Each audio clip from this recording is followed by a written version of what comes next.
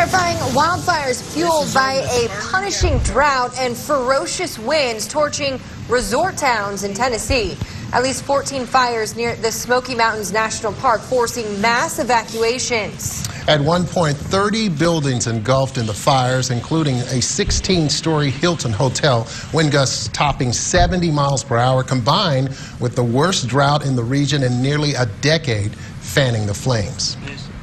Wow. So we're not seeing 70 miles per hour, but we're seeing some pretty high winds. Oh yeah, we're seeing some very strong wind activity, also seeing some very low humidity levels. So while we might not be seeing any wildfires out there, grass fires definitely still a concern, and that's going to be the case going into tonight. But fortunately, calmer conditions coming within the next couple of days. But we're going to talk about that in a minute. But first, health index. We do have some mold issues right now. That is high, and we are moderate for trees. But everything else still looking low. This is all courtesy of Texan Allergy. You can visit their website, texanallergy.com. Now, we also have some other warnings in effect. We had the high wind warnings yesterday, but today we've got freeze warnings, and this is in effect for just about every county out to the northwestern portion of the basin. So the Guadalupe Mountains, you can see Culberson, Loving, Reeves, Ward, and Winkler County all have a freeze warning. That's going to be in effect until tomorrow morning. So make sure you cover your pipes and bring your dogs inside overnight, because it's going to get a little chilly out there. But right now, we're still seeing some pretty good conditions throughout most of the basin, seeing these 50s throughout the central basin. A little cold up in Hobbs, though, 48 degrees,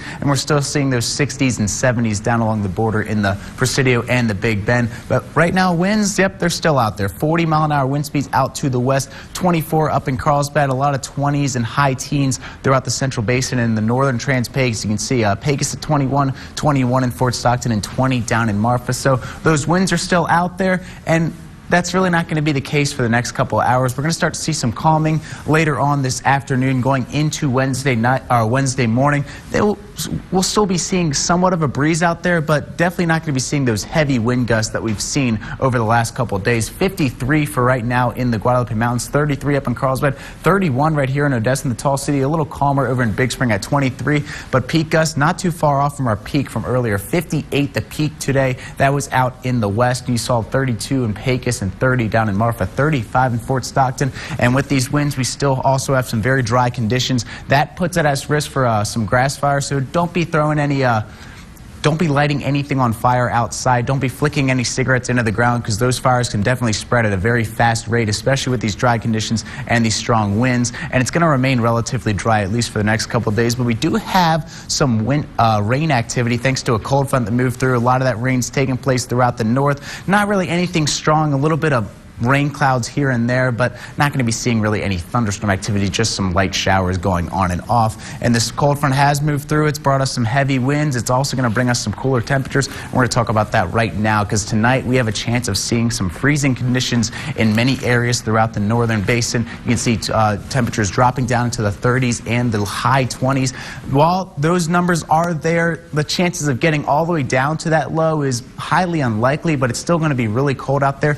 Then back up into the 50s tomorrow, so we're still seeing some cooling down during the daytime as well, but we're going to be expecting to drop down into the low 30s throughout much of Odessa, Midland, throughout much of the central basin. You see Monahans, Kermit, those areas have a freeze warning in effect until tomorrow morning, and then we're going to be seeing also those temperatures moving back up into the high 50s tomorrow. So while it's really cold at night, it's still going to be pretty nice during the daytime, and the winds aren't going to be nearly as strong as they were yesterday. It's still going to be dropping down into those low temperatures tonight in the Trans-Pecos, and then tomorrow back up into the possible 60s in Bakersfield, Irae, Sheffield, and Dryden. And in the mountains, yeah, well, you got some freeze warnings in effect for a couple areas throughout here. Temperatures dropping down into the low 30s. Maybe some areas could hit the 20s, but highly unlikely that happens, as I said before. But then back up into the 50s tomorrow. Presidio and the Big Bend could get into the 60s tomorrow. And looking at our 7-day forecast, wind activity not really going to be a factor for the next couple of days. We got mostly clear skies Wednesday and Thursday. Temperatures dropping down into the 50s tomorrow for the high overnight. Still very cold out there.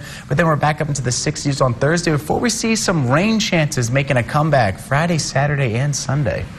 You know, I like a cool weekend, but it's going to be a cold weekend. Yeah, especially during the nighttime hours, and with the rain, that's not going to help either. I don't know. Just rent a movie. It'll be fun. That's right. All right, thanks, Ryan. Believe it or not, but Christmas is